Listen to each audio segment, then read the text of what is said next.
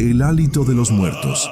Parte 1. Era una noche fría en San Gregorio, un pueblo olvidado en las montañas de Chihuahua, México. El viento ululaba entre los pinos, llevando consigo un olor metálico que nadie podía identificar. Las calles de tierra estaban desiertas, salvo por el ocasional ladrido de un perro callejero o el crujir de las ramas secas bajo los pies de algún noctámbulo. San Gregorio no era un lugar de grandes eventos. Sus habitantes vivían vidas simples, marcadas por la rutina de la mina de cobre que sostenía al pueblo desde hacía generaciones. Pero esa noche, algo estaba a punto de cambiar. En la mina, a 3 kilómetros del centro del pueblo, un equipo de trabajadores del turno nocturno operaba maquinaria pesada. Entre ellos estaba Javier Morales, un hombre de 38 años, con el rostro curtido por el sol y las manos callosas de quien había pasado media vida bajo tierra. Javier no era de los que hablaban mucho, prefería el silencio de las galerías subterráneas al bullicio de las cantinas. Esa noche, sin embargo, algo lo inquietaba. Había un zumbido extraño en el aire, un sonido que no encajaba con el rugido habitual de los taladros y las cintas transportadoras. Lo mencionó a su compañero, Raúl, un joven de apenas 22 años, que siempre llevaba un cigarro colgando de la boca. ¿No escuchas eso?, preguntó Javier, frunciendo el ceño mientras ajustaba su casco. Raúl se quitó un auricular y ladeó la cabeza. El zumbido era tenue, como el murmullo de un enjambre lejano. Se encogió de hombros. ¿Será el viento? O tal vez una de las máquinas que ya está pidiendo jubilación. No le des vueltas, viejo. Javier no respondió. Siguió trabajando, pero sus ojos se desviaban constantemente hacia las sombras de la galería. La mina de San Gregorio era antigua, con túneles que se extendían como venas bajo la montaña. Algunos decían que había galerías selladas desde los años 40, abandonadas tras un derrumbe que mató a una docena de hombres. Otros susurraban que no fue un simple accidente, que algo había sido encontrado allí abajo, algo que los dueños de la mina quisieron ocultar. Javier nunca creyó en esas historias, pero esa noche el zumbido parecía susurrarle al oído. A las 2:17 de la madrugada, todo cambió. El equipo estaba perforando una nueva veta cuando la máquina principal, una perforadora hidráulica de 3 toneladas, golpeó algo duro. El impacto resonó como un trueno, haciendo temblar las paredes de roca. Los hombres se miraron entre sí, confundidos. El supervisor, un hombre corpulento llamado Don Esteban, gritó desde la plataforma de control: «¡Apaguen esa mierda! ¿Qué carajos pasó?». Javier y Raúl se acercaron al punto de perforación. La broca estaba atascada y un olor acre comenzaba a filtrarse desde el agujero. Era un hedor que no se parecía a nada que hubieran olido antes. Una mezcla de azufre, podredumbre y algo químico, como gasolina quemada. Don Esteban bajó de la plataforma, su linterna iluminando el rostro sudoroso de los trabajadores. «Parece que topamos con una bolsa de gas», dijo, aunque su voz temblaba ligeramente. «No se muevan, voy a llamar al ingeniero». Antes de que pudiera dar un paso, un silbido agudo escapó del agujero. El suelo vibró y una nube de vapor verdoso comenzó a brotar, lenta al principio, luego con una fuerza que los obligó a retroceder. Javier sintió que sus ojos ardían y su garganta se cerraba. Raúl tosió violentamente, dejando caer su cigarro al suelo. «¡Corran!», gritó alguien,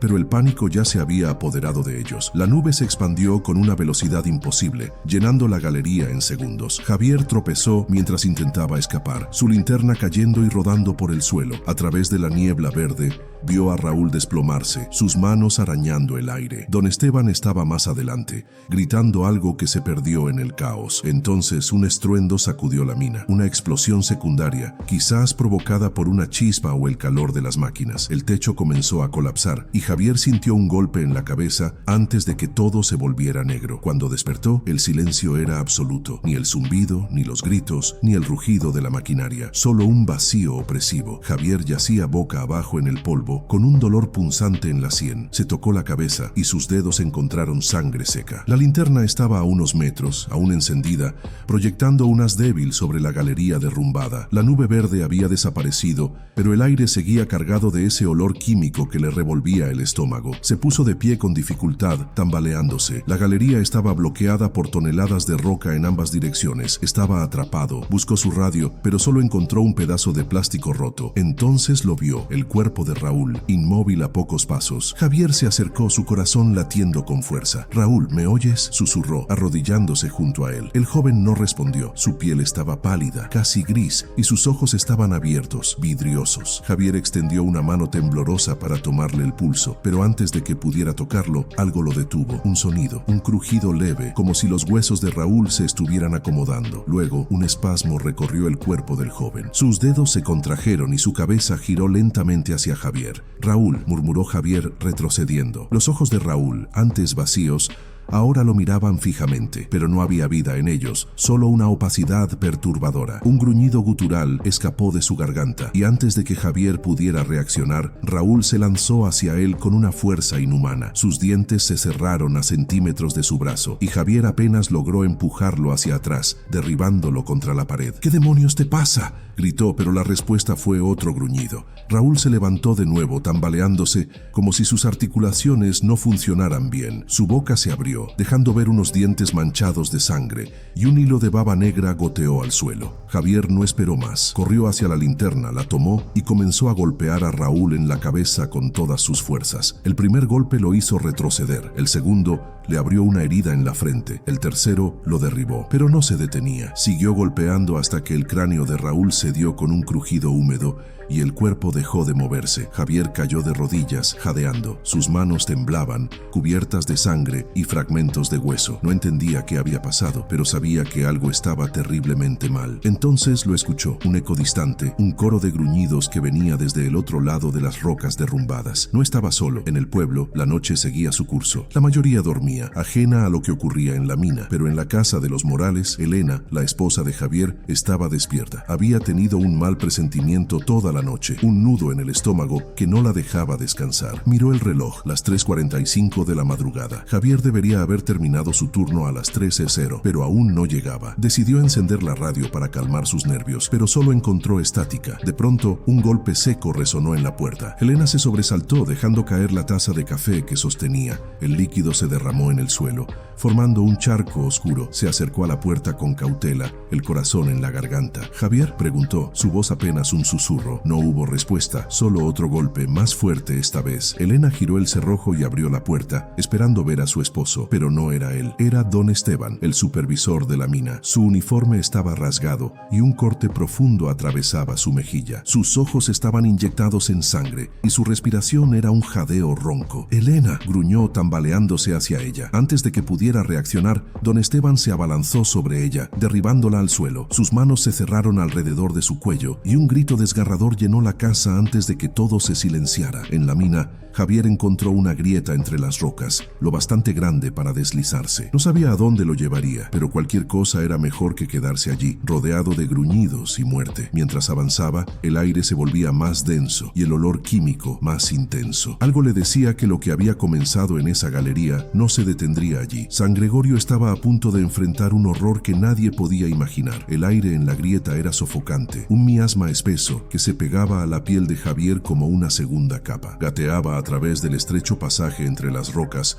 con la linterna apretada entre los dientes y el corazón latiendo tan fuerte que parecía querer escapar de su pecho. Cada movimiento era un esfuerzo. Las paredes rugosas le rasgaban la ropa y le arrancaban pedazos de piel de los brazos, pero no podía detenerse. Los gruñidos seguían resonando detrás de él, un eco que parecía multiplicarse, como si más cuerpos estuvieran despertando en la oscuridad de la mina. Después de lo que sintió como una eternidad, la grieta se abrió a una galería más amplia. Javier cayó al suelo, jadeando, y rodó sobre su espalda para recuperar el aliento. La linterna iluminó el techo irregular, revelando estalactitas que colgaban como dientes de una bestia dormida. El silencio era casi tan aterrador como los sonidos que había dejado atrás. Se puso de pie, tambaleándose, y examinó el lugar. No reconocía esta sección de la mina. Las paredes estaban cubiertas de marcas antiguas, talladas con herramientas rudimentarias, y había un olor diferente aquí. No solo el hedor químico del gas, sino algo más viejo, como tierra húmeda y carne podrida. Entonces lo vio. Un montón de escombros al fondo de la galería, pero entre las rocas rocas sobresalía algo metálico. Se acercó con cautela, la linterna temblando en su mano. Era una placa oxidada, medio enterrada, con letras apenas legibles. Sección 7, sellada 1943. Javier frunció el ceño. Había oído rumores sobre las galerías clausuradas, pero nunca les dio importancia. Ahora esa placa parecía mirarlo como un ojo ciego, acusándolo de haber despertado algo que debía permanecer olvidado. Un crujido lo sacó de sus pensamientos. Giró la linterna y el haz de luz captó una figura tambaleante emergiendo de las sombras. Era otro trabajador, o lo que quedaba de él. Su casco estaba torcido y un brazo colgaba inútilmente a su lado, roto en un ángulo imposible. Sus ojos eran opacos como los de Raúl, y un gruñido escapó de su garganta mientras avanzaba hacia Javier. «¡Aléjate!», gritó Javier retrocediendo. No hubo respuesta, solo el sonido de pasos torpes sobre la grava. Javier buscó algo con que defenderse y encontró una barra de metal entre los escombros. La levantó justo a tiempo para bloquear el ataque del hombre, cuyos dientes se cerraron a centímetros de su cara. El aliento del cadáver era un hedor insoportable, una mezcla de sangre y podredumbre. Con un grito, Javier empujó la barra hacia arriba, golpeando la mandíbula del atacante y haciéndolo retroceder. Luego, con un movimiento desesperado, clavó la punta de la barra en el cráneo del hombre. El cuerpo se desplomó con un sonido húmedo. Inmóvil al fin, Javier dejó caer la barra temblando. No podía seguir así. Necesitaba salir, encontrar ayuda, avisar a alguien. Pero una parte de él sabía que el pueblo no estaría preparado para lo que venía. Si ese gas había escapado más allá de la mina, si había más como Raúl y este hombre, sacudió la cabeza, negándose a terminar el pensamiento. Encontró un túnel ascendente y comenzó a caminar, aferrándose a la esperanza de que lo llevara a la superficie. En San Gregorio, el amanecer nunca llegó. Una niebla densa se había asentado sobre el pueblo, tiñendo el cielo de un gris verdoso que apagaba los primeros rayos del sol. Las calles, que normalmente estarían llenas de mujeres barriendo patios y hombres caminando hacia la mina, estaban vacías. El silencio era roto solo por el ocasional sonido de algo cayendo. Una maceta, una puerta mal cerrada, un cuerpo. En la casa de los Morales, el suelo de la sala estaba manchado de sangre. Elena yacía inmóvil, con los ojos abiertos y el cuello torcido en un ángulo antinatural. Don Esteban, o lo que quedaba de él, se había ido, dejando tras de sí un rastro de huellas ensangrentadas que conducían a la calle. Pero Elena no estaba tan muerta como parecía. Un espasmo recorrió su cuerpo y sus dedos se contrajeron. Lentamente, con un crujido de articulaciones, se levantó. Sus ojos, antes cálidos y llenos de vida, ahora eran dos pozos vacíos. Un gruñido bajo escapó de su garganta mientras se tambaleaba hacia la puerta abierta. En la plaza del pueblo, el padre Ignacio, el cura de la iglesia de San Gregorio, estaba barriendo las hojas secas del atrio cuando escuchó los primeros gritos. Dejó caer la escoba y corrió hacia el sonido, su sotana ondeando tras él. Encontró a doña Rosa, una anciana que vendía tamales en el mercado, arañando la puerta de su casa. Su nieto Miguel, un niño de unos 10 años, estaba dentro, gritando y golpeando el vidrio de la ventana. «Padre, ayúdeme», suplicó Miguel, las lágrimas corriendo por su rostro. El padre Ignacio se acercó a doña Rosa, extendiendo una mano para calmarla. «Rosa, ¿qué te pasa? Tranquila, vamos a...». No terminó la frase. La anciana giró hacia él con una velocidad imposible y sus dientes se hundieron en su antebrazo. El sacerdote gritó empujándola con fuerza. Doña Rosa cayó al suelo, pero no se detuvo. Se arrastró hacia él, sus uñas rasgando la tierra. Miguel aprovechó el momento para abrir la puerta y correr hacia el padre Ignacio, pero antes de que pudieran escapar, otra figura emergió de la niebla. Un hombre con el uniforme de la mina, la cara destrozada y un ojo colgando de su cuenca. El padre Ignacio tomó al niño en brazos y corrió hacia la iglesia, el único refugio que conocía. Dentro cerró las puertas con llave y barricó la entrada con bancos de madera. Miguel temblaba, abrazándose a sí mismo mientras el sacerdote revisaba su brazo. La mordida sangraba profusamente y un ardor extraño comenzaba a extenderse por su cuerpo. «No te preocupes, pequeño», dijo el padre Ignacio forzando una sonrisa. «Aquí estaremos a salvo. Dios nos protegerá». Pero mientras hablaba, un coro de gruñidos comenzó a resonar fuera de la iglesia. Golpes sordos sacudieron las puertas y las ventanas de vitrales vibraron bajo la presión de manos torpes. El padre Ignacio miró su herida y sintió un escalofrío. Algo estaba mal, muy mal. Javier emergió de la mina al borde de un acantilado, a unos 2 kilómetros del pueblo. El aire fresco golpeó su rostro, pero no trajo alivio. La niebla verdosa cubría el valle como un sudario y el olor químico seguía presente, más fuerte que nunca. Desde su posición podía ver las luces parpadeantes de San Gregorio, pero también algo más. Figuras moviéndose entre las casas, tambaleándose como marionetas rotas. Bajó por un sendero empinado, usando la barra de metal como bastón. Cada paso era una lucha contra el cansancio y el miedo. Pensó en Elena, en su casa, en la vida tranquila que habían construido juntos. Si tan solo pudiera llegar hasta ella, todo estaría bien. Pero en el fondo, sabía que esa esperanza era frágil. Cerca del pueblo, encontró un camión abandonado en la carretera. Las llaves estaban en el encendido y el motor rugió al arrancar. Javier condujo hacia San Gregorio, el corazón en la garganta. Al entrar al pueblo, la escena lo golpeó como un puñetazo. Cuerpos en las calles, algunos inmóviles, otros moviéndose con esa torpeza inhumana. Un hombre, o lo que quedaba de él, chocó contra el parabrisas, dejando una mancha de sangre negra. Javier pisó el acelerador, derribándolo, y siguió adelante. Llegó a su casa y bajó del camión, la barra en mano. La puerta estaba abierta y el rastro de sangre en el suelo lo hizo detenerse. Entró lentamente, llamando a su esposa. «Elena, ¿estás ahí?». Un gruñido respondió desde la cocina. Javier giró justo a tiempo para ver a Elena abalanzándose sobre él. Sus ojos vacíos lo miraron sin reconocerlo